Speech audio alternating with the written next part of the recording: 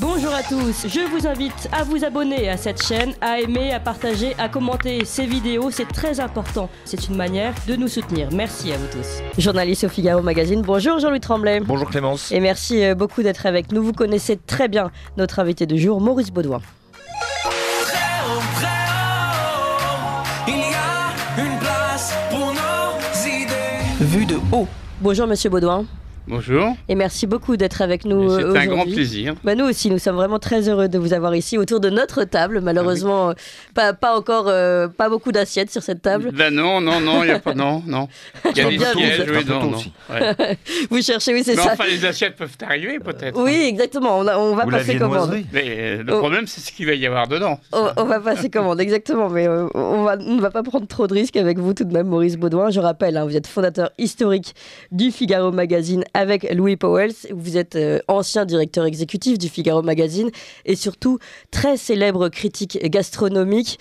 Je le disais tout à l'heure, c'est une formule, vous faites trembler les restaurateurs. Finalement, vous ne les faites pas tant trembler que ça parce que vous l'avez dit, les restaurateurs, les chefs vous aiment finalement. Oui, en principe, ils m'aiment. Enfin, je pense que ceux que je connais m'aiment bien, les autres, je ne les vois pas, donc je ne les connais pas. Oui, quand il y a un restaurant que vous n'aimez pas, finalement, vous n'écrivez pas sur lui. Voilà. Au moins, les choses je ne les fais pas trembler parce que ceux qui ne me plaisent pas, que leur cuisine ne me plaît pas, eh bien, je n'en parle pas. Voilà. Alors un proche, quand je lui ai dit que je recevais le célèbre Maurice Baudouin à ma table, justement, m'a dit, quand il signe un papier gastronomique, une critique gastronomique, le restaurant du chef est plein pendant 1 an. C'est vrai ça ou pas ? Ça a été vrai. On ne soit pas modeste, c'est toujours vrai. Peut-être que c'est encore vrai. En tout cas, ça conforte bien le restaurateur parce que le Figaro Magazine, avec son tirage, ma foi, attire beaucoup de monde. Et je pense qu'il y a une catégorie de nos lecteurs qui s'intéressent particulièrement à la gastronomie, à ce qui est bon, ce qui est agréable et ce qui est abordable. Alors, on va évidemment s'intéresser à votre parcours, à ce qu'il y avait dans les assiettes, mais aussi à côté des assiettes, les invités prestigieux que vous avez pu avoir avec vous. Mais d'abord, j'aimerais qu'on revienne un petit peu sur votre enfance, puisque vous la racontez dans ce livre. Une enfance qui, d'ailleurs, rien ne vous prédisait, ni au journalisme, ni à la critique gastronomique. Non. Vous venez d'une famille modeste qui n'avait rien à voir avec le journalisme. Non, absolument pas. Mon père était ajusteur mécanicien, ma mère était couturière, et moi j'étais là très heureux de vivre et heureux d'avoir des parents comme j'avais. Je ne me rendais peut-être pas compte à ce moment-là, mais je m'en rends compte maintenant. Vous parlez quand même de bons souvenirs culinaires, même si c'était le plat du pauvre, par exemple le hareng, oui. Le hareng mariné, qui aujourd'hui... Je mangeais des filets de hareng. C'était le plat du soir, souvent, parce que c'est un plat du pauvre qui existe toujours dans tous les restaurants, surtout les bistrots. Et puis, il y avait le vendredi, il y avait du poisson. Et j'avais horreur du vendredi, parce que j'avais horreur du poisson que maman faisait et qui ne me plaisait pas. Et j'ai appris bien plus tard pourquoi je ne l'aimais pas. Oui, vous le racontez dans le livre. Voilà, expliquez-nous. Parce qu'il était 10 fois trop cuit et que le poisson, ça ne se fait pas cuire. Oui. Il faut juste le saisir et ne pas le faire cuire. Mais en fait, à cette époque, tout le monde cuisait finalement trop son poisson. À l'époque, tout le monde faisait manger du poisson cuit, archi cuit, super cuit. et je veux dire, c'était pas très bon. Quoi. Je veux dire, c'était difficilement digeste. Et puis, jusqu'au jour où un cuisinier qui venait de l'île de Ré est arrivé à Paris et a fait du poisson qui n'était pratiquement pas cuit, qui était presque cru. D'ailleurs, c'est lui qui a inventé le poisson cru à Paris. C'est le duc Moulin Raspail à Paris qui a inventé vraiment, qui a apporté à Paris le poisson cru de toutes sortes. Alors, avant de parler de votre début en tant que journaliste, on peut peut-être parler de votre engagement politique. Vous avez été compagnon, comme on dit. Ah oui, j'étais pas compagnon comme les compagnons aujourd'hui, qui sont gaullistes. On se demande pourquoi, parce que De Gaulle n'est plus là. On pouvait être gaulliste si De Gaulle était présent. Oui. Moi, il était là, en chair et en os, et donc je me suis engagé rapidement avec lui. Enfin, avec lui. De loin, bien sûr. j'étais pas dans le cénacle qui l'entourait, mais j'étais gaulliste et j'étais gaulliste fervent.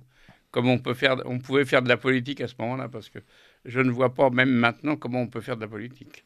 Parce qu'il faut avoir un guide, un type qui vous emmène, et on ne voit pas grand monde qui emmène maintenant. Bon, je précise d'ailleurs, vous parlez très peu de politique dans ce livre, mais il y avait quand même la dent dure, c'est le cas de le dire, pour par exemple, le président du Sénat. Oui, parce que j'ai trouvé que tout le monde, beaucoup se plaignent du président Macron, mais s'il est là, c'est aussi parce que certains nombres d'hommes politiques ne se sont pas, et surtout importants, ne se sont pas engagés à l'époque, parce que Fillon, ça collait pas pour d'autres raisons, et il restait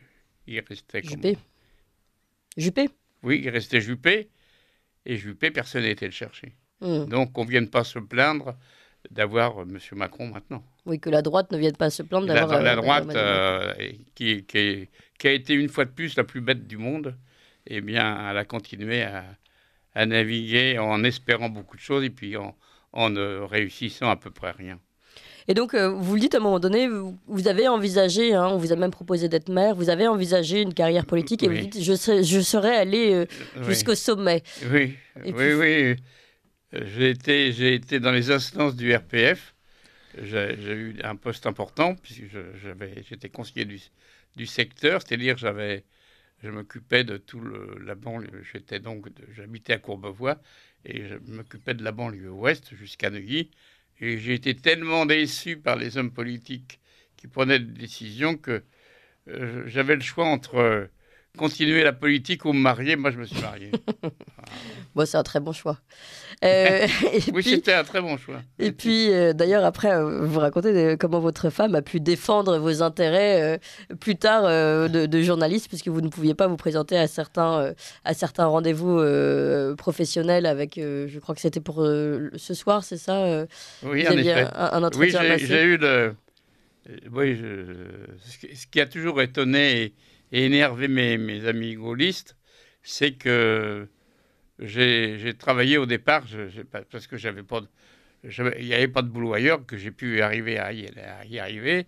Grâce à une de mes petites amies de l'époque, eh bien, j'ai pu arriver à être proche de loin, quand même, d'Étienne Fajon, qui était le directeur de l'Humanité.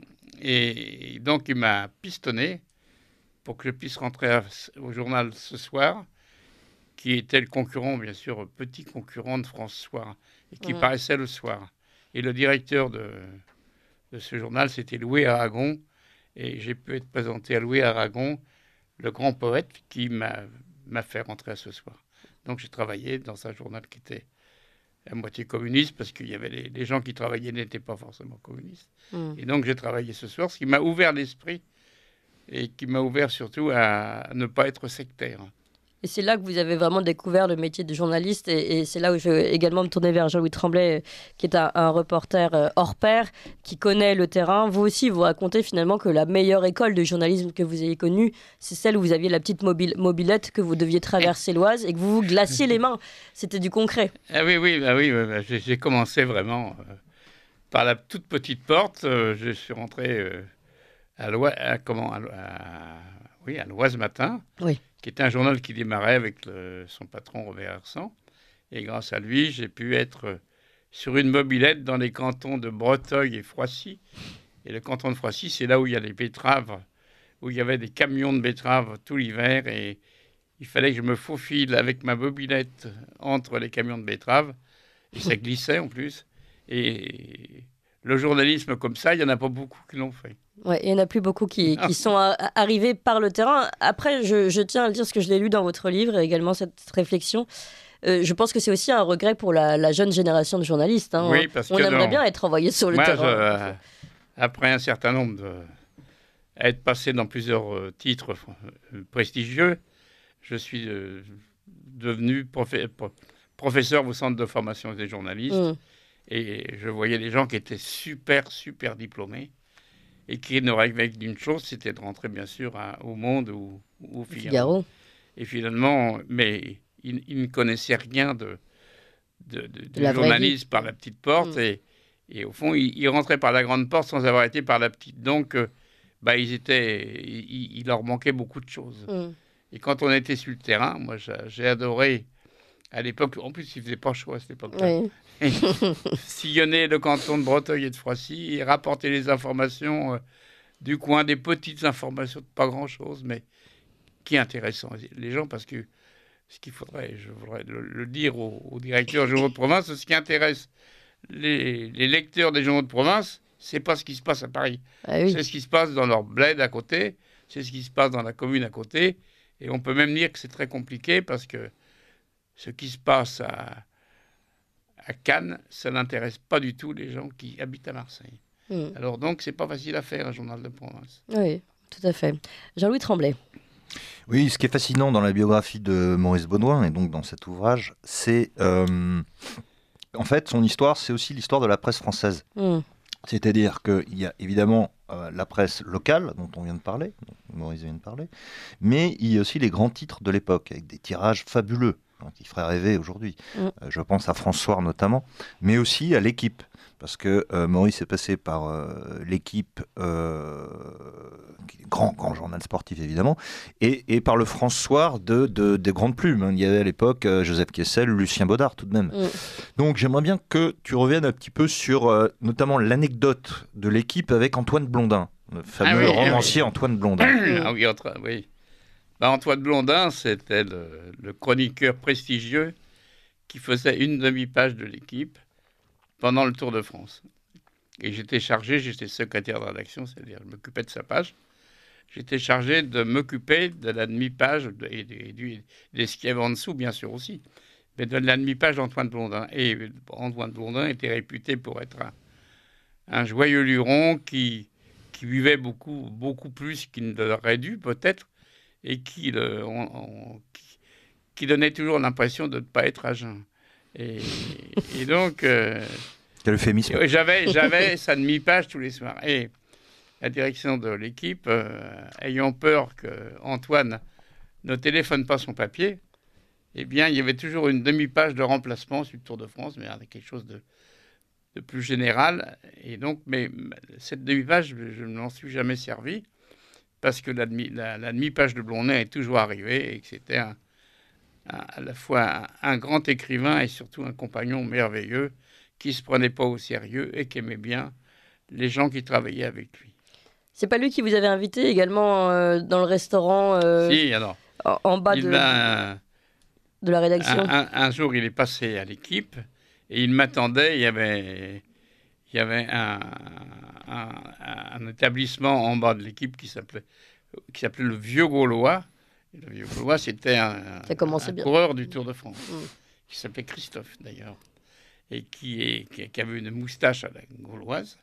Et il m'attendait, il m'a dit « Je t'attends au bar en bas ». Alors je suis descendu avec un camarade. Et puis en bas, il m'attendait avec deux jolies femmes qui avaient des manteaux de fourrure, je me rappelle. Et elles n'avaient pas retiré leurs manteaux, nous étions au bar et je suis descendu pour boire un verre avec eux. Et à un moment donné, Antoine a fait un geste maladroit et sa grosse chope de bière eh bien, a été bousculée et de la bière est tombée sur le manteau de fourrure d'une des dames. Et à ce moment-là, il nous a dit « Je vais me punir pour avoir fait une bêtise ». Il a pris sa chope et il se l'est versé sur la tête. Donc il s'est versé à peu près 1 litre de bière sur la tête. Voilà. 1 litre quand même. Oui, bah, c'était des chopes énormes. Enfin, à mon avis, imbuvable, c'est tellement il y en avait. Et c'était ça la fantaisie d'Antoine Blondin. Voilà. Mais ce qui est intéressant, c'est que vous dites, bon, voilà, il avait cette fantaisie, il buvait, mais il rendait ses papiers toujours à l'heure, finalement. Vous n'avez jamais eu de problème. Il a toujours, oui. Puis il avait une écriture cursive ronde, parce que quelquefois, j'ai eu des papiers qui étaient écrits à la main, et vraiment une superbe écriture qui ronronnait, en fait. L'écriture ronronnait, vraiment. C'était magnifique à voir. Voilà. À voir et à lire, c'est ce que vous précisez. Et à lire, oui. Bien sûr. Et alors, vous racontez après quand même comment vous êtes arrivé au Figaro Magazine et comment vous êtes arrivé directeur exécutif du Figaro Magazine. Oui, Alors, vous avez une formule parce que vous êtes vraiment, je vais le dire, très modeste, hein, parce que je vais la retrouver, voilà. Si je suis devenu, ça m'a étonné, mais je vais vous la lire. Non, enfin oui, mais je le savais déjà grâce à Jean-Louis Tremblay qui m'avait un petit peu parlé de vous. Si je suis devenu directeur exécutif du Figaro Magazine, de Madame Figaro, de TV Magazine en 1978, c'est parce que moi aussi, je savais faire un journal. Vraiment tout faire. Génial nulle part, mais bon partout. Et je trouve que c'est aussi non seulement une très grande humilité, mais en même temps une très grande preuve de réalisme, en fait. Oui, de savoir tout faire. Mais d'ailleurs, je suis d'une génération qui a disparu, qui avait été inventée par Pierre Lazareff, qui était le grand patron de François, qui tirait à ce moment-là 1,6 million, 1,7 million. Et pour devenir le patron de l'édition, j'ai été patron, j'ai quitté, j'étais le patron de l'édition du soir, il fallait avoir été rédacteur en chef technique. Et pour être rédacteur en chef technique, il fallait savoir faire une mise en page, choisir des photos, savoir surtout faire un titre, enfin savoir tout faire. Et donc j'ai quitté, et ce qui n'est plus le cas maintenant. Parce que l'on mette un écrivain pour diriger un journal, ça fait bien, mais finalement le type il sait pas ce que c'est qu'un journal, il sait pas faire un titre, il sait pas. Et surtout qu'à l'époque, maintenant, aujourd'hui, c'est facile parce que faire un titre maintenant, c'est plus la peine de calibrer le titre parce que ça rentre, on le fait rentrer, on l'élargit, on le raccourcit, on fait ce qu'on veut avec la technique, avec l'informatique. Mais à l'époque, il fallait calculer le nombre de signes que vous aviez. Et à François, par exemple, on faisait le titre au carré, comme une poésie en fait. Donc, il fallait calculer le nombre de signes, comme on calcule les alexandrins dans une poésie. Voilà. Donc, c'est beaucoup plus... Ce que la critique que je pourrais faire maintenant, c'est que la plupart des directeurs de journaux ne savent pas faire le journal. Ils savent écrire le journal, mais ils ne savent pas l'inventer, le faire bouger, le faire... Ils ne maîtrisent pas toutes les étapes. Voilà, ils ne maîtrisent pas toutes les étapes. Et c'était quand on sortait de France Soir au poste que j'ai eu, je savais tout faire. Et comme je dis, je savais tout faire. Je n'étais pas le meilleur partout, mais en tout cas, je savais tout faire. Voilà. Oui, avant d'arriver au Figaro Magazine, vous avez fait bien d'autres choses. 12 métiers, 13 misères, disait Céline. Et justement, on en vient à Céline, puisque tout de même, vous êtes modeste, mais vous faites partie des rares privilégiés à avoir pu interviewer Céline. C'est quand même extraordinaire. Ce qui est en plus, les années passent et les choses changent parce que on m'a posé la question, certains m'ont posé la question en s'étonnant que j'ai pu voir Céline. Je n'ai pas fait beaucoup d'efforts pour le voir. J'avais une assistante qui a appelé, certainement, pas le secrétariat de Céline, il n'en avait pas, mais Céline, mon assistante l'a eu directement au téléphone. Elle lui a dit que je souhaitais l'interviewer parce qu'il avait une émission. J'étais à ce moment-là, elle était en chef d'un journal de télé. Et il y avait une émission sur Céline, et on allait faire quelque chose sur lui. Et elle a simplement demandé s'il pouvait me recevoir, et il a dit oui. Parce que marrant, c'est que tu le connaissais pas plus que ça. Tu l'avais pas. Je connaissais pas. Tu n'étais pas un admirateur. Je connaissais, oui, j'étais un admirateur, mais j'étais rien d'autre, voilà. Et je dois dire que j'ai pu aller chez lui sans aucun problème, et c'est lui qui m'a ouvert la porte. Il m'a ouvert la porte parce qu'il n'y avait pas de... Il n'y avait pas de domestique, il n'y avait pas de valet de chambre, il n'y avait rien de tout ça. Il n'y avait même pas une femme de ménage. Alors, ce qu'il faut dire, c'est que lui qui est venu à la porte. Et Céline n'était pas réputée facile. Hein. Non, tout le monde le sait. Comment ça s'est passé? En fait, j'étais chez lui. Il est venu m'ouvrir la porte, pas du jardin, parce qu'il y avait un jardin devant la maison. Il est venu ouvrir la porte de la villa. Je suis rentré dans le cabinet où il recevait ses malades. Il en recevait beaucoup moins à l'époque. Mais il recevait ses malades. Et en fait, ceux qui recevaient à l'époque, c'était uniquement des gens qui ne pouvaient pas payer. Donc, c'était... Médecin des pauvres. Ça avait le côté quand même... ça pouvait être un type antipathique pour certains, pour ses faits de collaboration. Mais c'était un type qui était resté sympathique pour un certain nombre de choses. Donc, je suis rentré, je me suis assis... J'ai discuté avec lui, je commençais à discuter avec lui, puis chantais que c'était pas facile parce que ne pas parler de la guerre, ne pas parler on peut parler de ses livres, et j'étais pas assez érudit pour parler dans le détail de ses bouquins. Et puis d'un seul coup, je me suis rappelé d'un truc, c'était que dans nombre de ses livres, il parle de Courbevoie, et pas seulement de Courbevoie, une ville de banlieue qui touche Paris. Il parlait de la rampe du pont. Et la rampe du pont, c'était au bout de la rue Victor Hugo, il y avait cette rampe du pont qui montait et qui permettait aux gens de ne pas être éclaboussés par les voitures. Enfin, il y avait la rampe du pont. Et d'un seul coup, je me dis, bon Dieu, si que je vais citer Courbevoie. Et j'ai commencé à parler de Courbevoie. Et je ne sais pas ce qui s'est passé. Là, il m'a dit, tu connais Courbevoie? Je lui ai dit, Courbevoie, bien sûr. J'y habitais pendant 24 ans. Alors, et je dis, et la rampe, et à ce moment-là, je me dis, bon Dieu, la rampe du pont. Et la rampe du pont, bien sûr que je la connais par cœur. Je suis passé plusieurs fois, des dizaines de fois. Il y a avant d'arriver à la rampe du pont, il y a un bijoutier qui s'appelle Rivaux. Ensuite, il y a un type qui vend des produits pour la pêche parce que la Seine est à 100 mètres. La rampe du pont. Et voilà. Et nous sommes partis sur la rampe du pont. Et il m'a fait l'inventaire de cette rampe du pont pendant un certain temps. Et là, j'ai senti le courant est passé là. Voilà, que l'interview était gagnée. C'était gagné. Voilà. Et grâce à ça, vous avez pu avoir une des plus belles interviews. Et j'ai eu une interview qui était une bonne chose, surtout que il est passé à la télévision peu de temps après. Et puis, je me suis fait pratiquement un ami, parce que quand je suis parti, il ne m'a pas sauté au cou, mais presque. Voilà. Il était content parce qu'il avait trouvé un copain qui était admirateur de Courbevoie, la ville qu'il aimait tant. Voilà. Oui, c'est beau. Et c'est vrai que vous avez eu, vous le racontez, de très très belles rencontres dans ce livre, autant en tant que journaliste, intervieweur, on va dire, qu'en tant que critique gastronomique. Vous le racontez d'ailleurs au début, les grandes amitiés que vous avez d'ailleurs, notamment avec les chefs. Et puis même toutes les rencontres que vous avez faites, et on en parlera notamment en deuxième partie d'émission, mais toutes les belles rencontres que vous avez pu faire. Et vous avez ce mot très intéressant, finalement ça me fait penser à votre anecdote sur Courbevoie. Finalement, d'un seul coup, toutes les différences peuvent s'effondrer.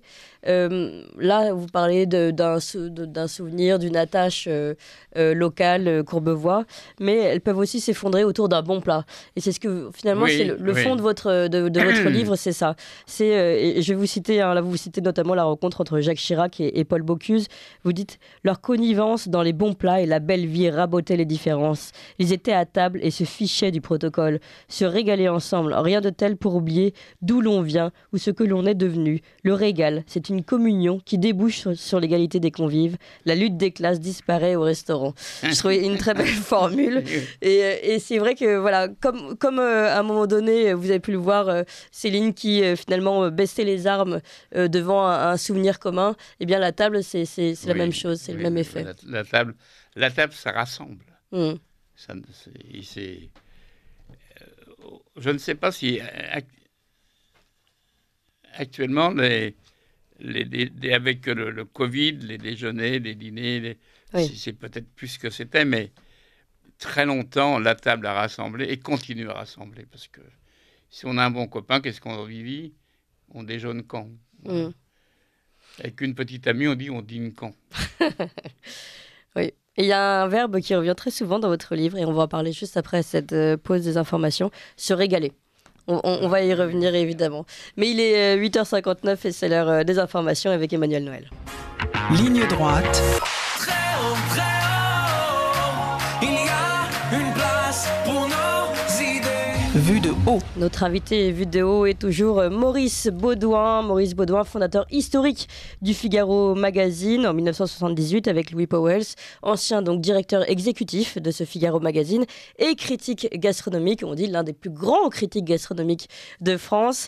Et Maurice Beaudoin publie ce livre, La France à ma table, 40 ans de déjeuner secret, Marguerite Duras, Jean d'Ormesson, Jacques Chirac, on a commencé à parler, François Mitterrand, et c'est un très beau livre aux éditions Plomb. Et nous sommes toujours évidemment avec Jean-Louis Tremblay, journaliste au Figaro Magazine. Jean-Louis Tremblay, vous connaissez bien Maurice Beaudoin d'ailleurs, et vous faites partie des remerciements, je tiens à le dire, de ce livre, Jean-Louis Tremblay, pour votre fidélité et votre aide permanente. Comment vous êtes rencontré d'ailleurs avec Maurice Beaudoin ? Moi, je suis arrivé au Figaro Magazine il y a 25 ans. Bon, Maurice Beaudoin, c'était le grand patron, donc on avait des relations purement professionnelles, si j'ose dire. Et puis, les choses étant ce qu'elles sont... Vous avez partagé un déjeuner. On a commencé par déjeuner tous les deux, oui, effectivement. Ça commence toujours par là. Ça a commencé autour d'une table, effectivement, et ça s'est fini autour d'une table, du reste. Et on a pris l'habitude de déjeuner régulièrement, voilà, avec un troisième larron qui s'appelle Stéphane Barsac, qui est un ancien journaliste du Figaro Magazine, qui est maintenant devenu éditeur chez Albin Michel. Et c'est autour d'une table, d'ailleurs, à la Rotonde, pour ne pas la citer, que l'idée de ce livre nous est venue. C'est-à-dire que tous les deux, on a quand même 2 générations de différence avec Maurice, mais tous les deux, on écoutait toutes ces anecdotes dont on vient de parler, Céline, Blondin, etc. Et on lui disait, on le pressait d'écrire ses souvenirs. Et lui, toujours modeste, répondait vous croyez que ça va intéresser quelqu'un ? Non. Et donc il a fallu revenir plusieurs fois sur le métier et paradoxalement, c'est le Covid et le confinement qui l'ont conduit à sa table de travail, puisqu'il était chez lui, et c'est là où il a commencé à écrire. C'est un peu comme ça que ça s'est passé. Oui, parce que vous n'avez plus le temps d'aller au restaurant, finalement. Non, donc, puis surtout de travailler, parce que je travaillais... J'avais jamais eu 5 minutes pour faire mon livre, un livre. Alors racontez un peu justement dans toutes ces très belles rencontres, toutes ces anecdotes que vous racontez dans votre livre, laquelle peut-être vous a le plus marqué ? Vous parlez de Jacques Chirac, peut-être un mot sur Jacques Chirac moi, Jacques Chirac, c'était pas un intime du tout, mais il m'est arrivé de déjeuner avec lui plusieurs fois. Il avait même fait un déjeuner en mon honneur à l'hôtel de ville il y a très longtemps. Et ce qu'il y a, c'est que c'était un type sympathique, surtout ça. Et c'était un type qui aimait bien la table. C'était un gastronome et surtout un bouffeur. Oui. Il dévorait. Donc, et le fait de manger, ça rapproche les gens. Voilà. Ça rapproche les gens. On parle un peu de ce qu'on mange. On se régale. Et une fois à table, on est proche. Ça rapproche beaucoup. La table, c'est quelque chose qui est merveilleux en dehors de ce qu'il y a dans l'assiette, parce que qu'est-ce qu'on fait quand on rencontre un vieux copain qu'on n'a pas vu depuis longtemps ? La première chose qu'on fait, on lui dit on déjeune quand ? On déjeune quand ? Et si on rencontre une jolie fille, on dîne quand ? Parce que c'est plus le déjeuner, là, c'est le dîner. Le dîner, et on ne sait jamais ce qui peut se passer après, quoi, voilà. Donc la table, c'est quand même c'est un truc merveilleux pour se rencontrer, s'aimer, à mon avis, pas se détester, parce que quand on sort de table, on ne peut pas se détester. Oui, c'est vrai. Surtout que si on a oublié l'eau pour boire du vin. Voilà. C'est joliment dit. Alors, vous parlez de Jacques Chirac, et ça devait être une toute autre ambiance avec François Mitterrand, par exemple. Ah, je sais pas, moi, je n'ai jamais déjeuné avec François Mitterrand, et Dieu sait que j'étais pas un de ses admirateurs du tout. Et donc, mais je l'ai vu par contre dîner, parce que j'allais au restaurant Le Duc où j'étais longtemps ami avec le propriétaire, et il venait souvent le soir. Et ce que je peux dire de François Mitterrand, c'est qu'il faisait très attention au service, il faisait très attention au personnel qui était là, parce qu'il arrivait à 10h. Bien sûr qu'à 10h, les chefs en principe ils sont partis. Il demandait au patron qu'est-ce que je peux manger encore. Et il se contentait de ce qu'on pourrait lui servir à cette heure-là sans qu'il y ait un gros déploiement en cuisine. Quoi. Voilà. Oui. Bon, c'est intéressant, venu de François Mitterrand. Jean-Louis Tremblay. Donc c'était un côté sympathique. Oui. Oui, ce qui compte au restaurant, Maurice le dit très bien dans ce livre et dans la vie, c'est pas seulement ce qu'il y a dans l'assiette, c'est ce qu'il y a aussi autour, c'est-à-dire le décor, l'ambiance, les gens, le personnel, évidemment, la le nappe. service. Vous insistez beaucoup sur la nappe. La nappe. Sur la nappe. La nappe. La nappe s'emplit. Je veux dire que on peut pas séduire avec une table en bois. C'est vraiment, ou alors il faut vraiment être au fin fond de la campagne et qu'il n'y a rien d'autre. Mais enfin, si on veut inviter quelqu'un, on lui fait honneur lorsqu'il y a une belle nappe sur la table. Et ça fait partie un peu du décorum. Et vous plaignez justement dans ce livre que ça se perde, on va dire, oui, cette parce forme que de rituel. Il y a beaucoup de restaurants même qui sont de bons restaurants qui se permettent maintenant de servir les gens à même la table. Enfin, je veux dire, on donne un coup d'éponge devant vous presque. Et puis une éponge plus ou moins propre. C'est quand même choquant. Une éponge plus ou moins propre. Et vous asseyez et puis vous mangez directement sur la table qui sent pas forcément très bon, quoi, parce qu'après que ça a eu une odeur de graillon quand l'éponge est passée. Donc, si on veut la table dans les bons, même les brasseries qui ont un peu d'honneur, eh bien, il faut une nappe. Jean-Louis.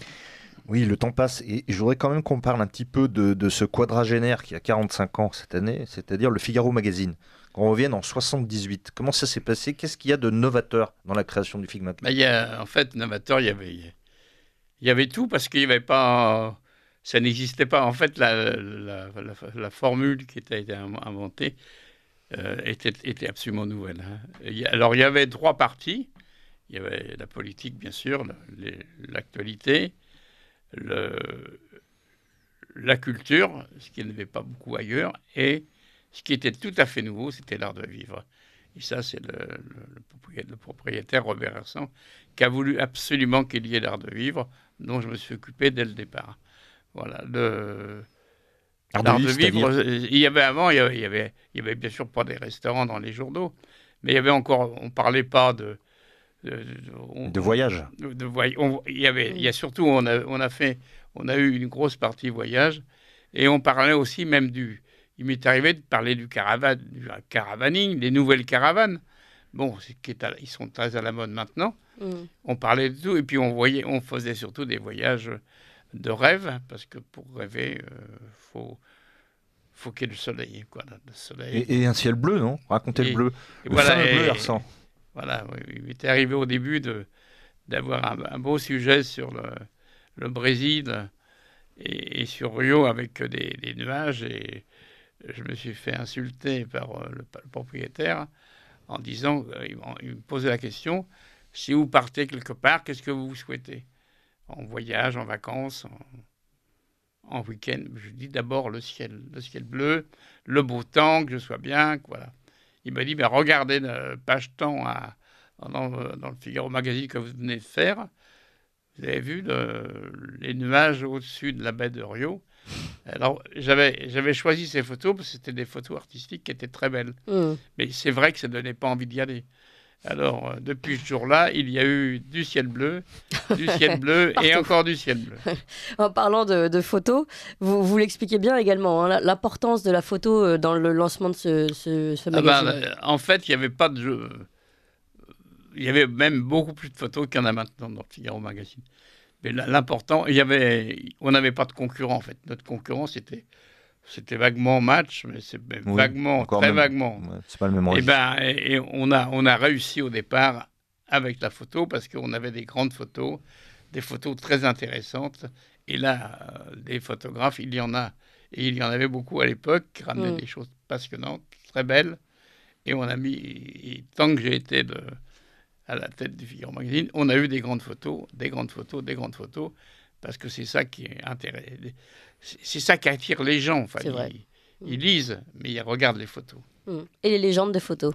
Voilà, et les légendes de photos. Sur lesquelles vous avez travaillé. Et à l'époque, la télé, il n'y avait pratiquement pas de télé il y a 40 ans. Donc, pour réveil avec les photos des magazines. Et donc, on a été précurseurs et on s'est lancé avec ça et ça a marché presque tout de suite. Oui, du feu de Dieu, si vous me passez cette expression. Pardon. Ça a très bien marché, le Figaro Magazine, enfin l'ensemble des numéros magazine ont très bien, se sont très bien vendus, très vite. C'était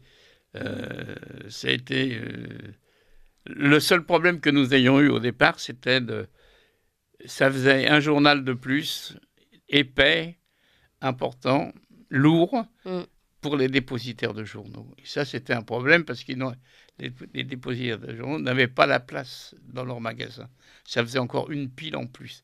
Donc, ça a été ça. Alors, ce qu'on a fait avec Robert Hassan, c'est qu'on a été les voir, ce qui ne se fera plus maintenant.